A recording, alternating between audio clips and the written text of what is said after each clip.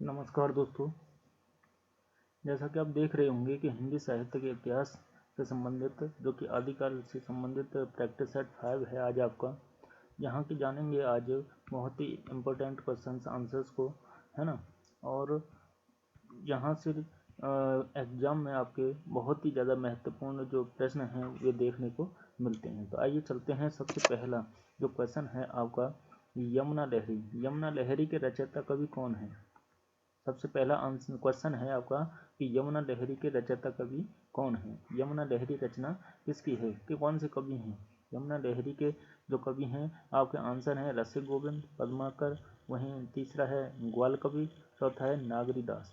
तो आपका right answer हो जाएगा, यहाँ पे कह सकते हैं कि आंसर हो जाएगा आपका ग्वाल कवि। कौन सा? ग्वाल कवि आपका राइट आंसर हो जाएगा। ग्वाल कवि जो हैं यमुना लहरी के रचयिता हैं।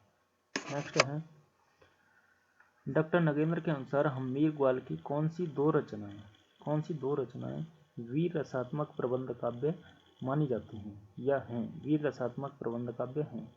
डॉक्टर नगेंद्र के अनुसार हम्मीर ग्वाल की कौन सी दो रचनाएं वीर रसात्मक प्रबंध काव्य हैं? तो इसमें आपके ऑप्शन हैं यमुना लहरी रसिकानंद, दूसरा है हम्बीरहट रसरंग, तीसरा है हम्बीरहट विजय विनोद, चौथा है इश्क लहर दरियाव यमुना लहरी, है ना। आपका राइट आंसर हो जाएगा यहाँ पे हम्बीरहट और विजय विनोद। कौन सा? हम्बीरहट और विजय विनोद। नेक्स्ट है, ग्वाल की सभी मुक्तक रचनाओं। तीसरा क्वेश्चन है कि ग्वाल की सभी मुक्तक रचनाओं में सबसे बड़ा ग्रंथ किसे माना जाता है? ग्वाल की सभी मुक्तक रचनाओं में सबसे बड़ा ग्रंथ किसे माना जाता है? आपका ऑप्शन है यमुना लहरी, हम्बीरहट, विजय विनोद, भक्त भावना। तो आंसर हो जाएगा आपका भक्त भावना को ही क्या है, ग्वाल की सभी मुक्तक रचनाओं में सबसे बड़ा ग्रंथ माना जाता है। अगला प्रश्न है, बेनी प्रवीण। क्वेश्चन नंबर चौथा है आपका, बेनी प्रवीण ब्रज भाषा के मध्यम जैसे कवियों के समकक्ष हैं और कहीं कहीं भाषा और भाव के माधुर्य में पद्माकर तक से टक्कर लेते हैं। तो इस प्रकार का कथन किसका है? तो इस प्रकार के कथन में आपके ऑप्शन है डॉक्टर नगेंद्र का, आचार्य शुक्ल जी का, है ना, तीसरा आचार्य डॉक्टर वचन सिंह जी का, और चौथा है ऑप्शन आपका हजारी प्रसाद द्विवेदी जी का। क्वेश्चन को एक बार फिर से पढ़ते हैं कि बेनी प्रवीण तो उनकी ब्रज भाषा के मध्यराम जैसे कवियों के समकक्ष हैं, ऐसा माना जाता है। और कहीं कहीं भाषा और भाव के माधुर्य में पद्माकर तक से वो टक्कर लेते नजर आते हैं। अर्थात उनकी क्या है, ये पद्माकर जैसे कवियों से टक्कर लेते नजर आते हैं। तो इस प्रकार का कथन जो था आपका राइट आंसर हो जाएगा आचार्य रामचंद्र शुक्ल जी का। वहीं अगला प्रश्न है, नवरस तरंग के रचनाकार कौन है? इम्पोर्टेंट क्वेश्चन है, आपके एग्जाम में आने लायक है ना।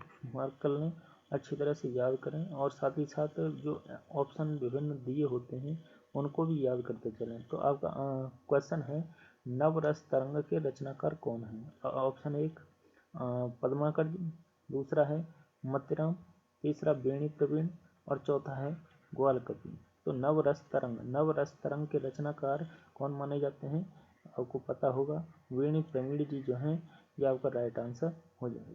वेणी प्रवीण जो हैं नवरस तरंग के रचनाकार माने जाते हैं। अगला प्रश्न है, शुक्ल ने यह वाक्य, कौन सा वाक्य के यहाँ से वाक्य स्टार्ट होता है कि रीतिकाल की सनक इनमें इतनी अधिक थी कि इन्हें यमुना लहरी नामक देव स्तुति में भी नवरस और षड ऋतु सुझाई पड़ी। यह किसके लिए कहा गया? ऑप्शन है पद्माकर, बिहारी, ग्वाल कवि या द्विजदेव। आपका आंसर हो जाएगा यहाँ पे कौन सा? आंसर हो जाएगा ग्वाल कवि।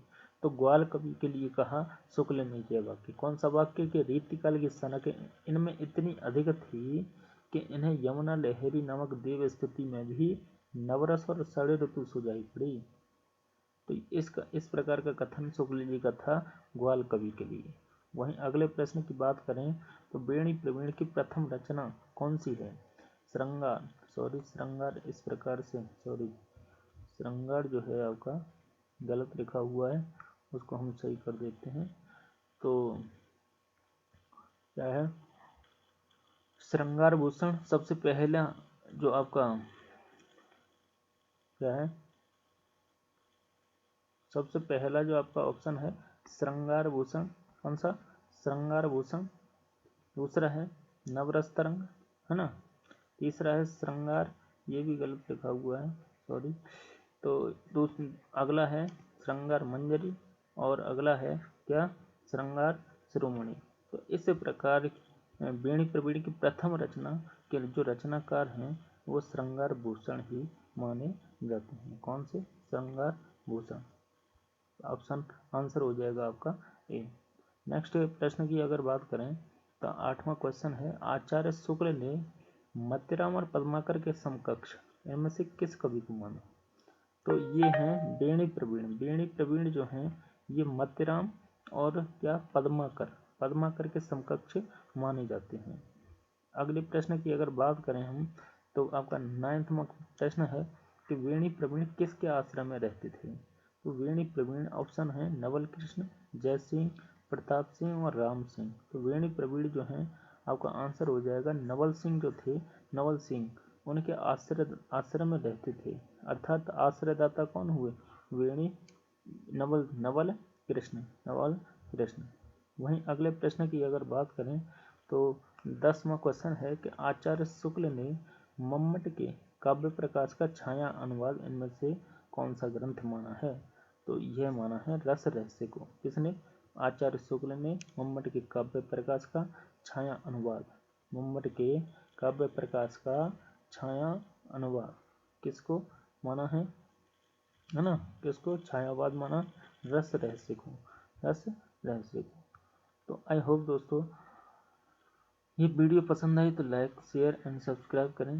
आपका अपना चैनल एसएस नॉलेज, जहाँ पे कि हिंदी साहित्य से संबंधित विभिन्न क्वेश्चन आंसर्स, और साथ ही साथ अगर आपने टेलीग्राम चैनल को भी अगर नहीं ज्वाइन किया है तो ज्वाइन करें, जहाँ पर कि विभिन्न प्रकार की PDF आदि प्राप्त की जा सकती हैं। वीडियो देखने के लिए धन्यवाद।